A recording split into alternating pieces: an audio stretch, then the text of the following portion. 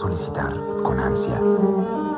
Morir es dormir y tal vez soñar. William Shakespeare, Hamlet, acto tercero. Dame un beso y verás cómo revive la risa que en mis labios está muerta. Dame un beso y verás cómo despierta, si de los tuyos el calor recibe.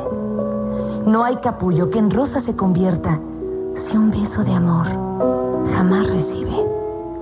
Lo mismo que nos une un pensamiento, un beso ardiente nuestras almas una. El perfume yo aspire de tu aliento.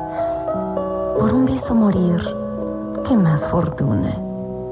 En la bóveda azul del firmamento, por un beso del sol, vive la luna. Oscar Laplana.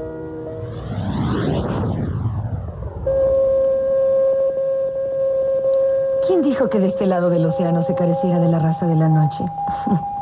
Mírenme a mí, por ejemplo. Yo que fui sacrificada a Huitzilopochtli. Con Germán Robles me codeé. Para el santo me desnudé. Al niño de Momoxpan arrollé. Y ante Tarantino bailé. Soy la esencia del vampiro. Y no me refiero al vampiro canadiense, al chupacabras, al conde Pátula o a Batman, sino a los vampiros. Vampiros.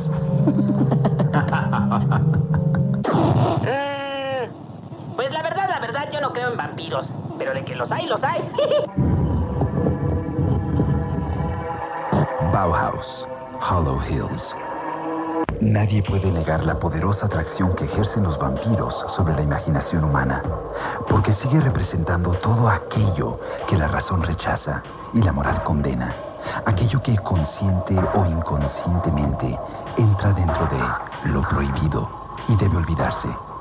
De ahí su poder fascinador, mezcla de horror y atracción, y su energía transgresora capaz de sintetizar nuestro miedo más ancestral a la muerte y de remover a la vez nuestros más oscuros deseos, la sangre. María decía las palabras una y otra vez en una dulce monotonía. Te amamos, Rebeca, te queremos.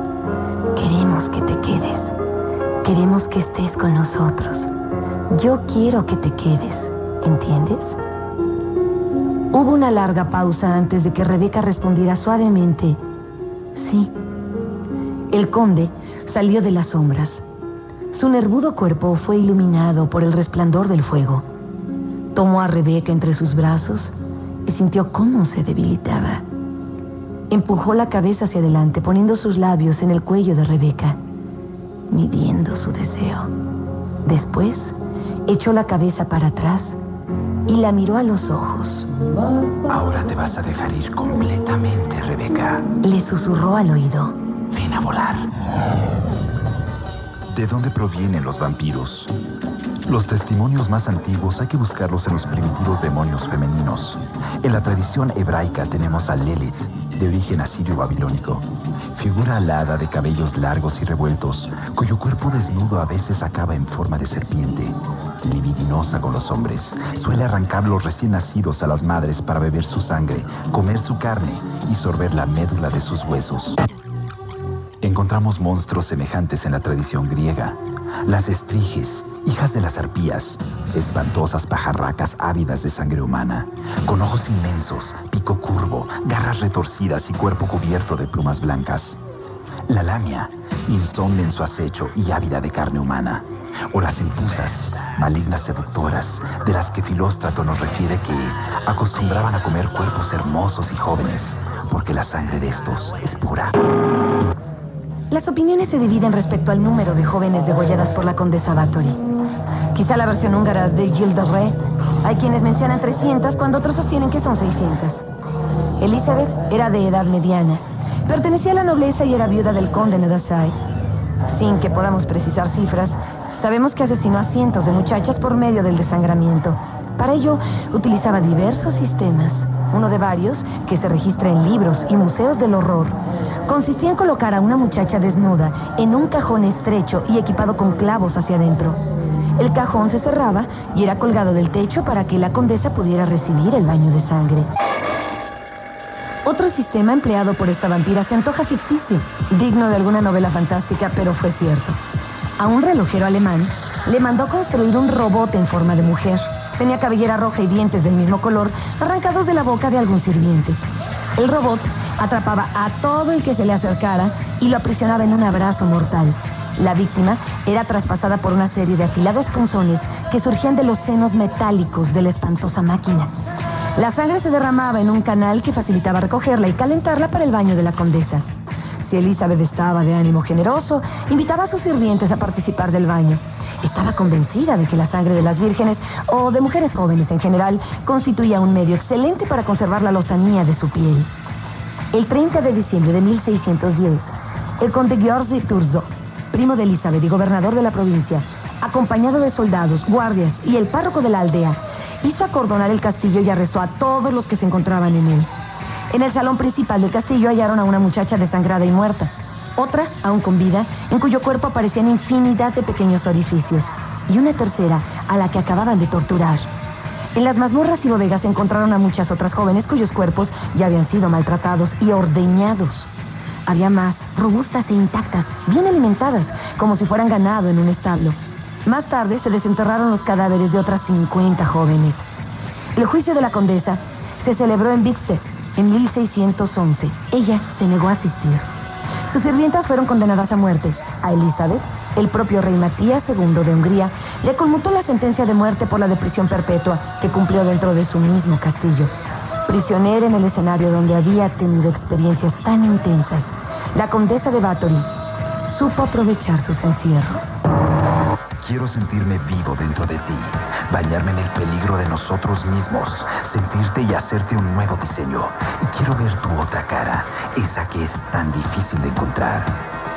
Danzig, Sacrifice. Y el pelo ralo en las sienes, aunque abundante en el resto de la cabeza. Sus cejas, muy espesas, casi se juntaban en el ceño y estaban formadas por un pelo tupido que parecía curvarse por su misma profusión. La boca era firme y algo cruel, con unos dientes singularmente afilados y blancos. Le salían por encima del labio, cuyo notable color rojo denotaba una vitalidad asombrosa en un hombre de sus años. Por lo demás, sus orejas eran pálidas y extremadamente puntiagudas en la parte superior. La impresión general que producía era de una extraordinaria palidez. Un detalle que se pasa por alto es el de sus manos. En un principio, a Jonathan Harker le habían parecido blancas y finas, pero al verlas más de cerca no pudo por menos de observar que eran ordinarias, anchas, con unos dedos cuadrados. Cosa extraña, tenía vello en las palmas. Sus uñas eran largas, finas y puntiagudas. El aura trágica y el aspecto siniestro de Drácula no son precisamente atractivos. Según Stoker, el roce de sus manos produce estremecimiento, su aliento es fétido y puede invadirnos una espantosa sensación de náusea, lo cual no hace más que recordarnos la imagen arquetípica del folclore. La vampira, en cambio, no pierde ninguno de sus encantos. Es delgada y de formas armoniosas, melancólica, inquietante, pero terriblemente voluptuosa. Sus ojos generalmente son negros, su cabellera larga y suelta sobre los hombros, su boca fina y fría como la muerte, y sus dientes largos y afilados como dos lanzas o dos alfileres. En el relato de Gautier, Clarimonda revive de la muerte gracias al beso de un jovencito sacerdote recién ordenado. Desde el primer momento las fantasías se desatan.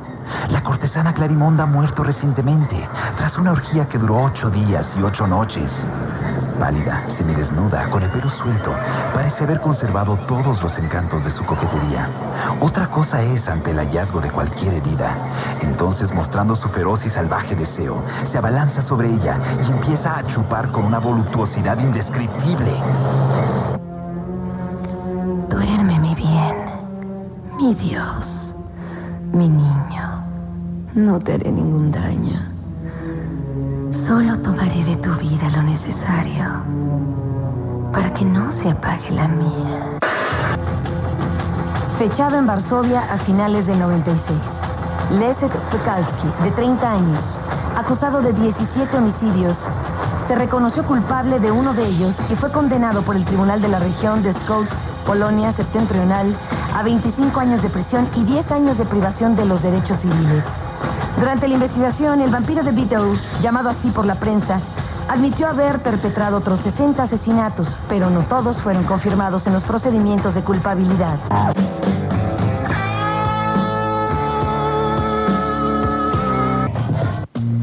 cineasta Roman Polanski prepara actualmente un musical basado en su famosa película La Danza de los Vampiros, que se estrenará en Viena este mismo año. En el musical Polanski no actuará como lo hizo en su filme, estrenado hace 30 años ya, sino que se limitará a las tareas de dirección escénica. Tras el golpe a su carrera cinematográfica que supuso su persecución por la justicia de Estados Unidos, que le acusó de perversión de un menor, por lo que Polanski no ha vuelto a poner pie en aquel país, el artista polaco se ha dedicado reiteradamente al teatro. Hay un vasto número de espíritus malayos, cuya maldad es aterradora, que disfrutan de cualidades vampíricas. El Bayang es un espíritu masculino. Su aspecto es el de un gato montés que maulla frente a la puerta de sus víctimas. Algo curioso acerca de los Bayang es que, con astucia, se les podía domesticar para convertirlos en espíritus familiares que a menudo se heredaban de generación en generación como si fueran jarrones. El dueño de la casa los conservaba dentro de un tabong o recipiente de bambú, cuyo orificio se taponaba con hierbas entretejidas de una planta con atributos mágicos. Los amos del Bayang lo alimentaban con una mezcla de leche y sangre animal, y asimismo podían utilizar sus poderes malignos para dañar a sus propios enemigos. El Langsuir es un vampiro de alta peligrosidad si se le compara con el domesticado Bayang. Se trata del alma de una mujer con la facultad de transformarse en búho. Se le puede reconocer por sus vestiduras de color verde, por sus enormes garras y las trenzas negras que le cuelgan hasta los tobillos. Estas trenzas cumplen el propósito de ocultar el orificio que el Langsuir tiene en la nuca, por medio del cual chupa la sangre de los niños. Solamente que te esfuerces a no comer sangre, porque la sangre es el ánima y no has de comer el ánima juntamente con su carne. Deuteronomio 13:23, la Biblia del oso. Profesor Laszlo Mousson, catedrático y escritor. ¿Por qué cree que ahora todo el mundo en general, esta generación, esté regresando a retomar el tema tan romántico de los vampiros con tanto interés? Bueno, en general, en este tiempo hay una creciente apertura a las cuestiones espirituales. Los intelectuales racionalistas critican esta apertura como un fenómeno de manipulación de las mentes para hacerlos creer en lo mágico y hacerlos olvidarse de las realidades económicas, sociales y políticas. Yo creo que es un punto de vista muy estrecho, muy limitado y muy dogmático. Yo creo que sí hay una real apertura natural que se está dando en el mundo a las cuestiones espirituales, tanto en un sentido positivo como en un sentido negativo. En un sentido positivo en cuanto a que la gente está encontrando caminos hacia el despertar de su conciencia a través de muy diversas religiones, sobre todo las orientales, que tienen un conocimiento tan profundo de lo que es la vida espiritual y el desarrollo de la conciencia en el ser humano, y por ahí está despertando mucha gente en el mundo. Y por otro lado, quienes toman esta apertura espiritual con un sentido neurótico, enfermizo, o con un sentido romántico y literario también, ¿no? Pero todo esto, a mi juicio, forma parte de este crecimiento del interés de la humanidad actual por lo espiritual. Sting, Moon over Bourbon Street. Daba la superstición como el peor azote de la especie humana. No podía evitar que el temor histérico hacia los casos que se proclamaban en los países de Europa Oriental llegara hasta las tertulias de París. Se hablaba de una nueva epidemia desconocida hasta entonces, en la que por diversas razones cree temer o teme creer gran parte de la sociedad europea. En este siglo, escribe Dom Agustín Calmet en su célebre Tratado sobre los vampiros, París 1746. Desde hace alrededor de unos 60 años, una nueva escena se ofrece a nuestra vida en Hungría, Moravia, Silesia, Polonia. Se ven, dicen, a hombres muertos desde hace varios meses que vuelven, hablan, marchan, infestan los pueblos, maltratan a los hombres y los animales, chupan la sangre de sus prójimos, los enferman y, en fin, les causan la muerte. De suerte que no se pueden librar de sus peligrosas visitas y de sus infestaciones, más que exhumándolos, empalándolos, cortándoles la cabeza, arrancándoles el corazón o quemándolos. Se da a estos revinientes el nombre de upiros o vampiros, es decir, sanguijuelas, y se cuentan de ellos particularidades tan singulares, tan detalladas y revestidas de circunstancias tan probables y de informaciones tan jurídicas, que uno no puede casi rehusarse a la creencia que tienen en esos países de que los revinientes parecen realmente salir de sus tumbas y producir los efectos que se les atribuyen. En Medvedia, cerca de Belgrado, la histeria colectiva se apoderó de todo el pueblo hasta alcanzar tal magnitud que el gobierno austríaco, cuyo ejército en aquel tiempo había ocupado la mayor parte de Serbia, se vio obligado a intervenir. En diciembre de 1731, una orden firmada por el emperador abre una investigación sobre los casos de vampirismo. El oficial encargado de llevarla a cabo es médico y se llama Johannes Flückiger. Este interroga con escrúpulo a los vecinos de la localidad y en particular a una compañía de bandidos serbios, mercenarios, llamados Hejduks. La declaración de estos es unánime. Todos afirman lo mismo.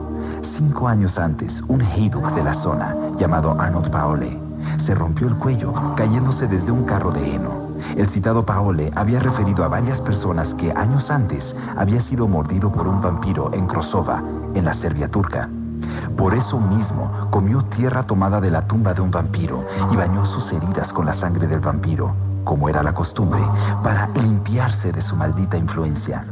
En cualquier caso, 20 o 30 días después de su muerte, varias personas se quejaron de que el citado Arnold Paole había vuelto para atormentarlos y que había causado las muertes de otras 4. Para poner fin a este peligro, su Hejduk sugirió desenterrar al vampiro, lo que fue debidamente hecho 40 días después de su muerte y fue encontrado en perfecto estado de conservación. Su carne no se había descompuesto, sus ojos estaban llenos de sangre fresca que también brotaba de su nariz y oídos y manchaba su camisa y su sudario. Las uñas de sus manos y de sus pies se habían caído, como su piel, y otras habían crecido en su lugar, por lo que se concluyó que se trataba de un verdadero vampiro. Así, de acuerdo con la costumbre de aquellas regiones, le atravesaron el corazón con una estaca. Pero mientras esto estaba sucediendo, dio un gran grito y una enorme cantidad de sangre brotó de su cuerpo. El cuerpo fue quemado el mismo día y las cenizas esparcidas en la tumba. Pero la gente de aquel lugar clamaba que todos aquellos que habían sido víctimas del vampiro se convertirían en vampiros al morir. Es por eso por lo que se decidió ejecutar a los 4 cadáveres ya mencionados de la misma manera. A continuación se relatan los casos de 17 personas que habían comido carne de algún animal infectado por el mordisco fatídico y habían muerto sin enfermedad previa. También varias mujeres murieron a causa de mordeduras en el cuello, lo mismo que un niño de 8 años, y se les encontró en sus tumbas después de meses en estado vampírico.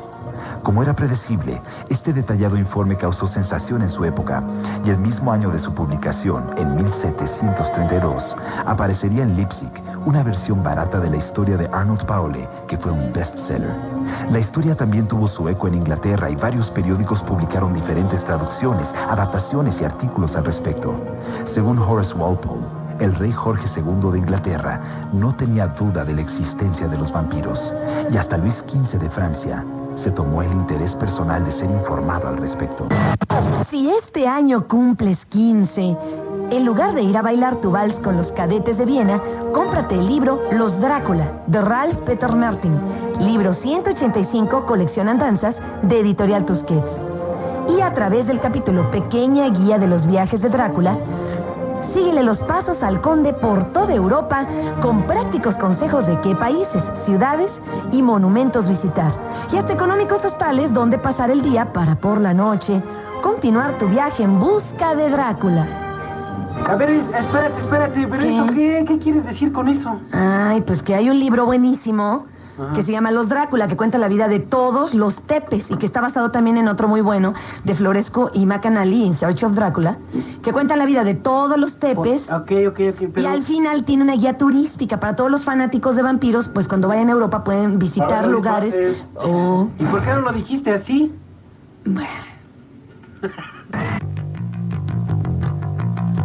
Satan's Pilgrims. Vampiro.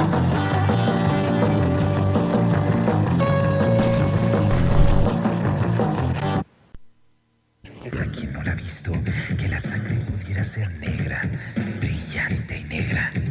Hannibal Lecter, Red Dragon, de Thomas Harris. We're just going to go through a very small door.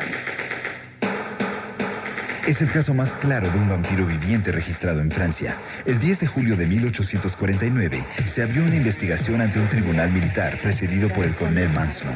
Durante el juicio al sargento Bertrand se le conoció como el vampiro. Por muchos meses los cementerios de París y sus alrededores fueron asaltados por una ola de violencia, profanaciones espantosas, tumbas violadas, cadáveres esparcidos por el cementerio, cuerpos mutilados. A pesar de que se le tendieron varias trampas, el vampiro lograba escapar, aun cuando sus perseguidores hubieran logrado herirlo de gravedad. En su huida dejaba tras de sí fragmentos de uniforme militar. Se le descubrió cuando un soldado de su regimiento informó que alguien había regresado después de la medianoche al hospital militar con heridas de consideración. El sargento Bertrand fue juzgado y sentenciado a 1 año de prisión. En su defensa alegó que a veces sentía una terrible necesidad de destruir y mutilar cadáveres, después de lo cual entraba en coma. Bertrand solía abrir el estómago de los cadáveres y se abrazaba a ellos. A veces los destruía después. Este vampiro francés debió haber sido extraordinariamente fuerte, puesto que los cementerios que asaltaba estaban protegidos por muros y las entradas se encontraban resguardadas por puertas de hierro. No deja de ser extraño que cualquiera, espectro o vampiro viviente, fuera capaz de continuar sus actos sin que nadie interfiriera. Durante un tiempo, el vampiro Bertrand gozó de cierta libertad para llevar a cabo sus espeluznantes crímenes, y a fin de cuentas, la pena que se le asignó fue mínima.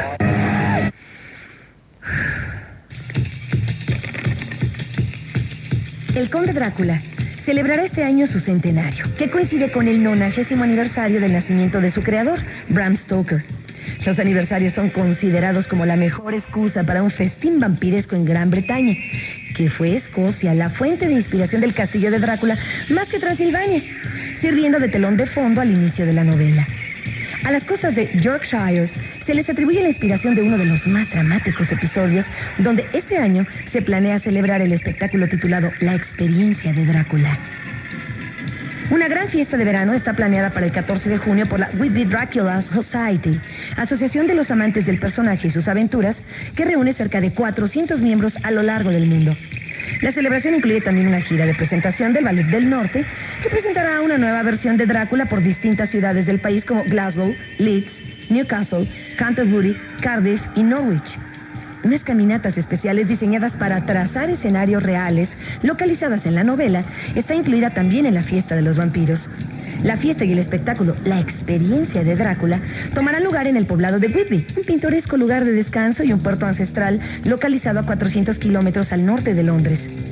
Fue a 6 kilómetros al norte de este punto, en las costas de North Yorkshire, que la goleta, que contenía 50 cajas, una de las cuales era el refugio de descanso del conde Drácula, quedó varada durante una tormenta, mientras que la tripulación murió en manos de un demonio que saltó a la costa en forma de un perro negro.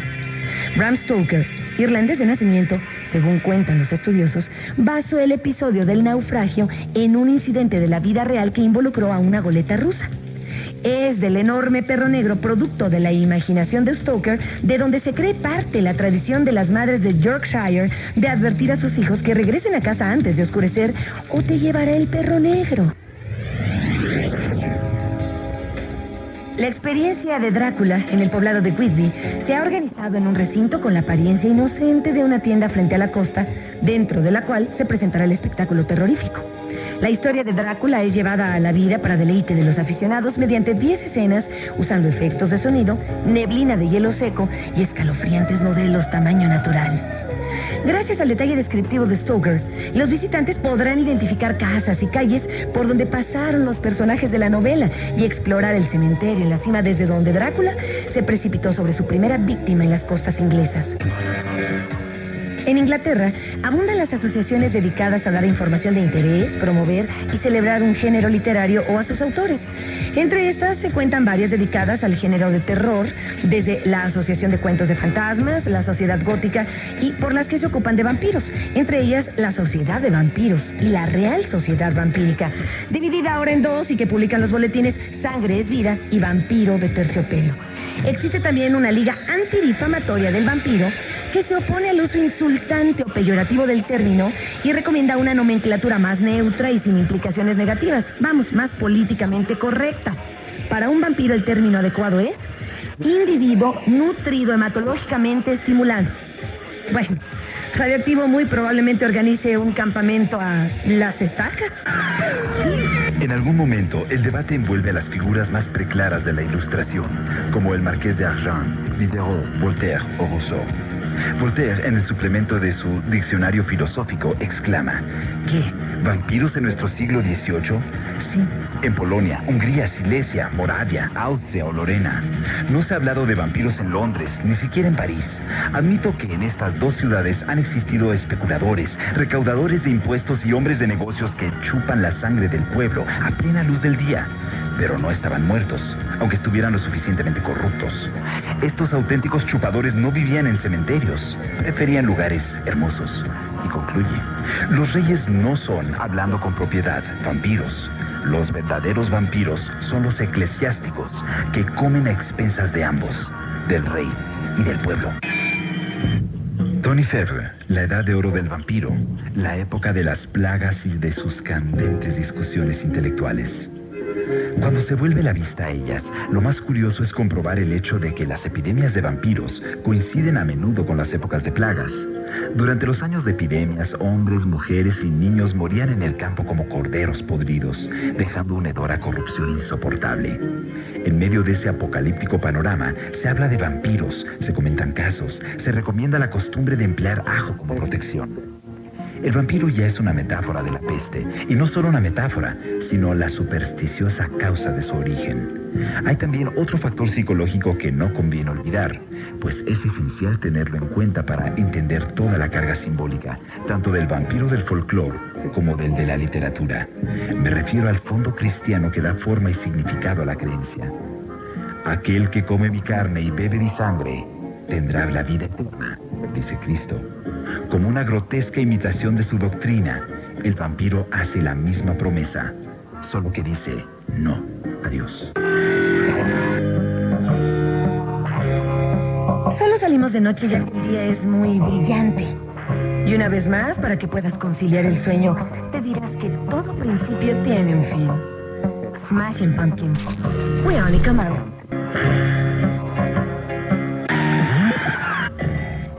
Aunque parezca curioso, una descripción notable del vampiro austriaco se debe a un director de gimnasio, Henry Sophius, quien durante la segunda mitad del siglo XVII escribió un pequeño libro en el que se ocupa del tema. Asegura: los vampiros que abandonan la tumba por la noche caen sobre la gente que yace dormida en su cama, chupan toda su sangre y la destruyen.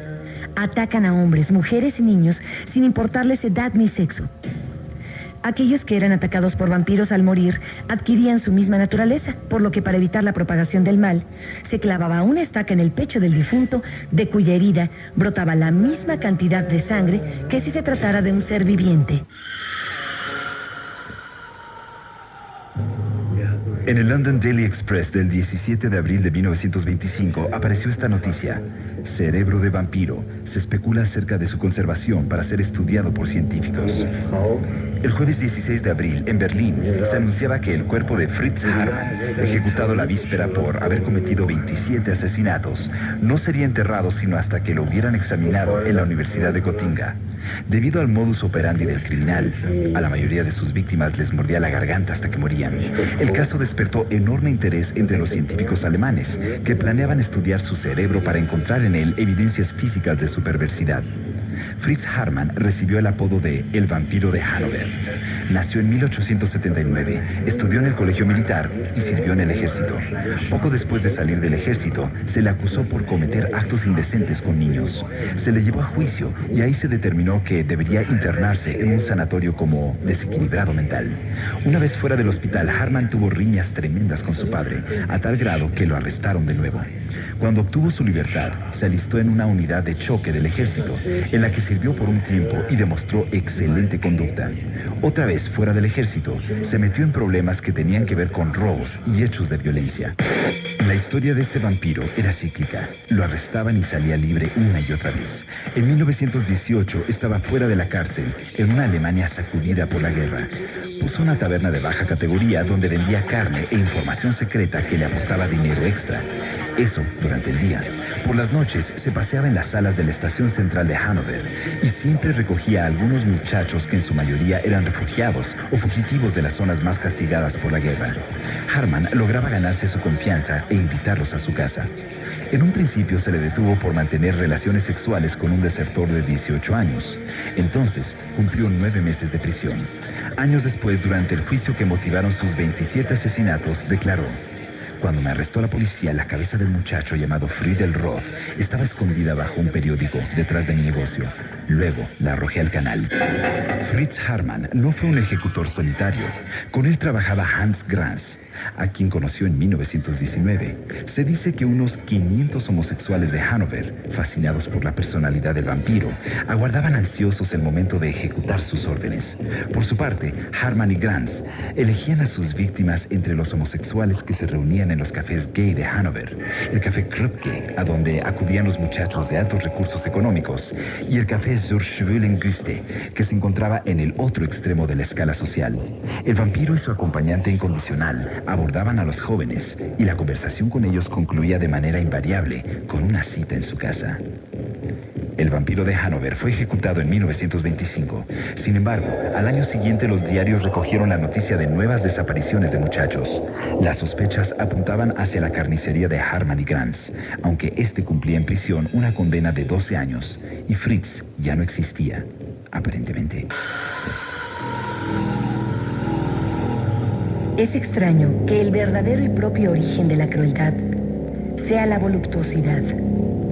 Fragmento de Psicología, Novales.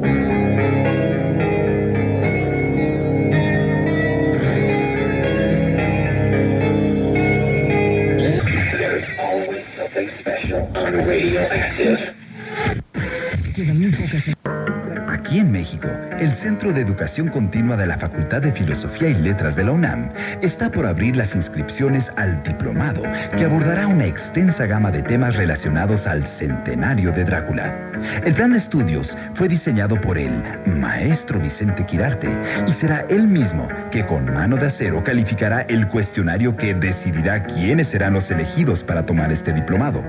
El cupo es limitadísimo y los maestros y ponentes son de lo más granado en la materia, lo que lo convertirá en una especialización de culto. Tentativamente será de mayo a noviembre y para los alumnos que no estén inscritos en la UNAM podrá costar hasta 3,000 pesos. Así que chicos, a estudiar y a sangrar las economías de sus progenitores. Y ella no se pudo ver. Movió las manos y se movió, asegurándose de quedar justo enfrente del cristal reflejante. Por un instante se sintió perdida y casi se puso a llorar. Al mismo tiempo, cierto cinismo apareció en su pensamiento. Rió sardónicamente y después, con una sensual gracia que hubiera sorprendido a cualquiera de sus amantes previos, se tocó el pecho con sus dedos y lentamente recorrió su cuerpo, nadando en la erótica sensibilidad que eso provocaba en su piel. Echó la cabeza hacia atrás, sintiendo cómo el cabello acariciaba la espalda desnuda, y dejó que los dedos fueran más allá del vientre y entre sus piernas. Abrió y suspiró, y sintió hambre. En ese instante supo que había alguien más en la habitación. Se enderezó y buscó con la mirada. Era él. Lo vio aún entre las sombras, donde él trataba de ocultarse. Catherine Rains, The Kiss.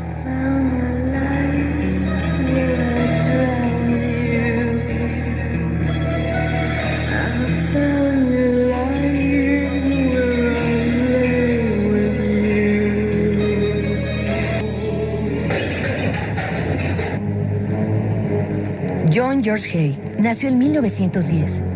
Sus padres militaban en una secta religiosa inglesa puritana hasta la náusea, que prohibía todos los placeres del mundo. El alcohol, el juego, la radio, el cine y los periódicos eran para los padres de Hay vehículos del mal, sin distinción posible entre ellos. Su manía los indujo a prohibirle a John que tuviera amigos o que llevara visitas a casa, pues significaría llevar a ella influencias diabólicas. El peso de la obsesividad de sus padres, en consecuencia, mataba a sus víctimas con rapidez y eficacia y procuraba causarles el sufrimiento mínimo. A los 16 años lo nombraron miembro del coro de su iglesia y más tarde fue suplente del organista. Así pasaba algunas horas metido en el templo con su agobiante sed de sangre humana. Llamada telefónica. Bebe el agua de tu cisterna y los raudales de tu pozo. Proverbios 5:15. Y al que cree en mí, como afirma la Escritura, ríos de agua viva correrán por su vientre. San Juan 7:38. Por eso calmaba su sed bebiendo su propia orina. Aquello se convirtió en una práctica diaria hasta la fecha en que comenzó su juicio. George Hay asesinó a 9 personas, bebió la sangre de todas ellas, eso que causó un escándalo en su ciudad y le valió el sobrenombre de vampiro de la posguerra.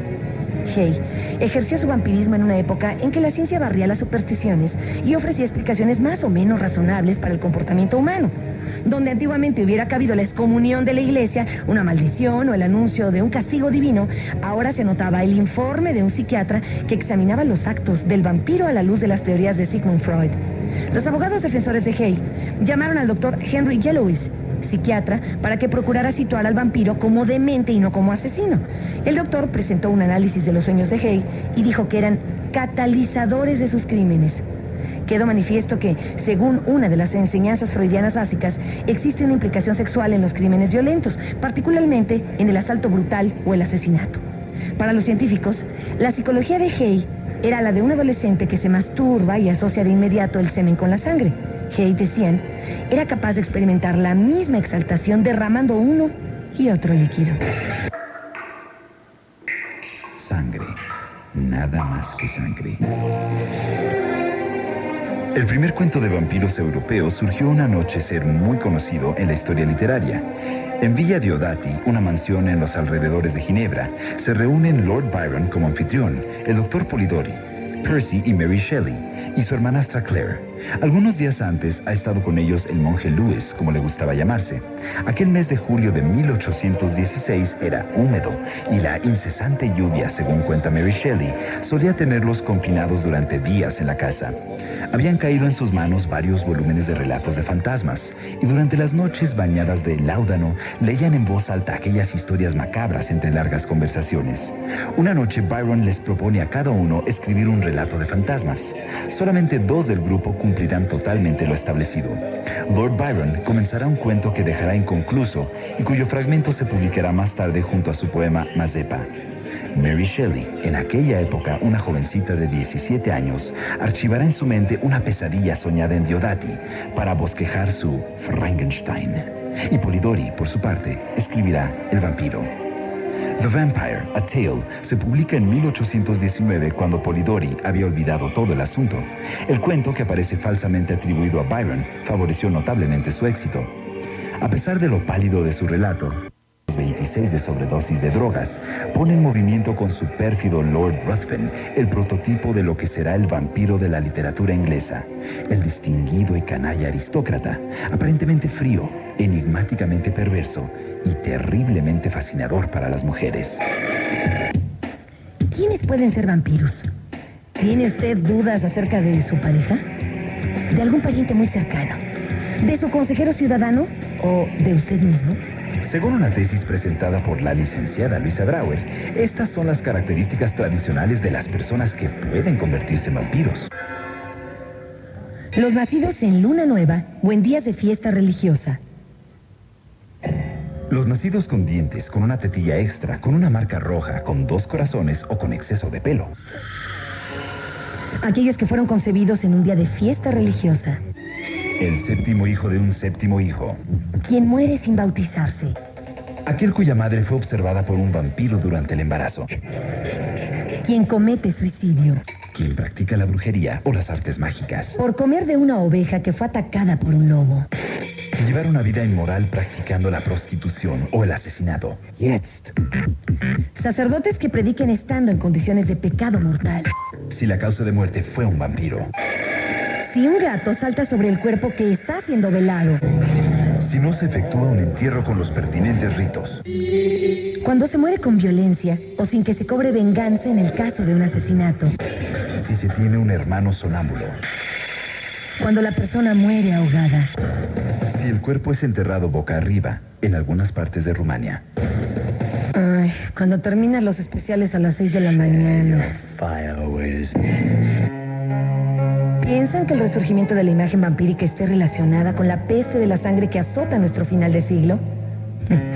¿Creen acaso estar exentos de la maldición de esta estirpe nocturna por habitar ciudades asépticas, limpias y ordenadas que arrojan a sus muertos en el olvido y a sus locos en los desvanes? Renglones torcidos de Dios. Sin embargo, creo que hoy pululan por la calle estos muertos insepultos que cargan la negrura a sus espaldas, con las manos vacías de esperanza y los ojos enrojecidos de la violencia, en la boca la sangre de sus hermanos, y padeciendo esa benévola amnesia que nos evita el terror de ver a pobres, desarraigados, indigentes y desheredados mendigando un pan por las calles. Hace falta haber dejado salir, aunque sea un poco, nuestra bestia interna para permitir algo así, ¿no crees? Por supuesto.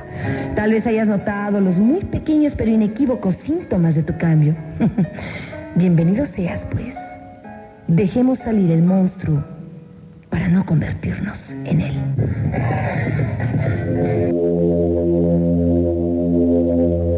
Esta fue una producción de Roberto Muñoz, el Warpig, y Fernanda Tapia. La producción técnica estuvo a cargo de Polo Tobón y la edición de Fernando Benítez.